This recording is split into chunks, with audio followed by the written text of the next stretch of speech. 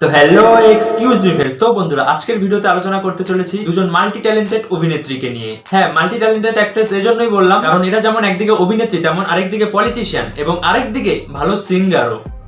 ধীরে ধীরে ভালোবাসা হলো যে সেই থেকে চালাতে আগুনে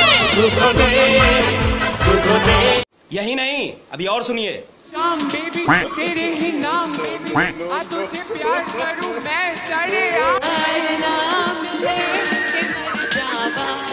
তো আশা করি বুঝতেই পেরে গেছো যে কেমন ভালো সিঙ্গার। তো আজকের ভিডিওতে এই দুজন সিঙ্গারেরই গানগুলো নিয়ে চুলছেরা বিশ্লেষণ করা হবে। তো চলো আর বেশি বকবক না করে ভিডিওটি শুরু করা যাক। তবে তার আগে ইন্ট্রোটি দেখো।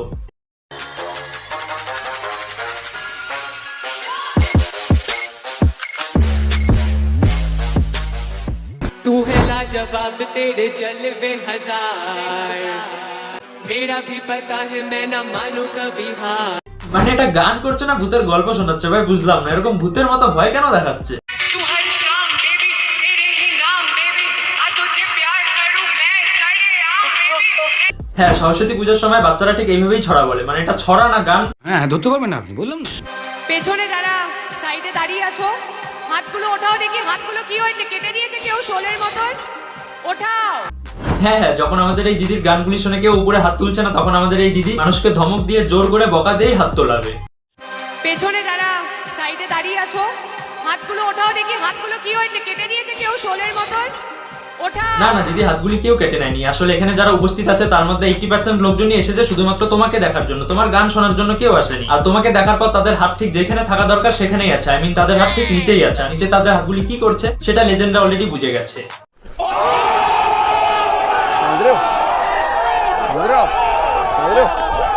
তুই আমার কাকা মনে আমি প্রেমের ভিক্টোরিয়া ফিরে শেষে ঘুমের দেশে তুই মেরে ঐশ্বরিয়া তুই জানি তোর চোখে কত নেশা তোর কাছে হারমানি করিনা আর বিপাশা ওই লিপস্টিকটাতে তোকে আজ হেভি লাগছে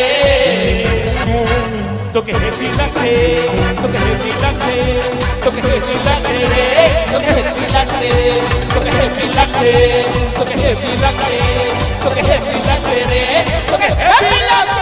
এখানে উপস্থিত এতগুলো মানুষের মধ্যে একমাত্র এই মানুষটি একেবারে একদম বুদ্ধিমান একজন মানুষ, কারণ সে শ্রাবন্তীর গানকে কোনো রকম প্রায়োরিটি না দিয়ে কোনো রকম গুরুত্ব না দিয়ে নিজের মতো মোবাইলে ফেসবুক হোয়াটসঅ্যাপ করে যাচ্ছে। সেটাই তার কাছে একদম বেশি এন্টারটেইনমেন্ট বলে মনে হচ্ছে। না সবই ঠিক আছে বুঝলাম, বাট এরকম হঠাৎ করে মাঝে মধ্যে এরকম মিল্কি রোগীর মতো চিৎকার করে কেন উঠছে বুঝছি না।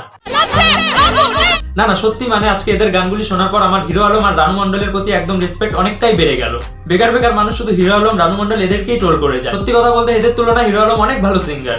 তাই আজকে হিরো আলমের চ্যানেলটি আর সাবস্ক্রাইব করেই নিলাম।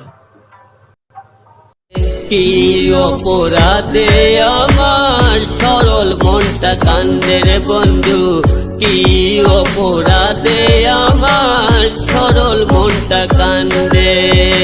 Are you comedy me? তো যাই হোক বন্ধুরা, আজকের ভিডিওটি আপাতত এই পর্যন্ত। ভিডিওটি শেষ করার আগে বরাবরের মতো আবারও বলবো যে ভিডিওটি কিন্তু জাস্ট মজার জন্য, এন্টারটেইনমেন্টের জন্য বানানো হয়েছে। তাই এই দুজন বাংলা অভিনেত্রীর যারা অন্ধভক্ত আছো তাদেরকে বলতে চাই এই ভিডিওটিকে সিরিয়াসলি নিয়ে মাথা গরম করার কোনো দরকার নেই। যদিও বা এটা মনে হয় না যে বর্তমান সময়ে বাংলার অভিনেত্রীদের কোনো অন্ধভক্ত আছে, কারণ বাংলার মহানায়িকা যখন নুসরত জাহান তখন কি করে মানুষ এদের অন্ধভক্ত হবে। তো যাই হোক বন্ধুরা, ভিডিওটি কেমন লাগলো কমেন্ট করে জানিও। ভালো লাগলে একটি লাইক করে দিও, আর চ্যানেলে নতুন হয়ে থাকলে চ্যানেলটি সাবস্ক্রাইব করে দিও। দেখা হচ্ছে নতুন ভিডিওতে নতুন কোনো টপিক নিয়ে খুব শীঘ্রই।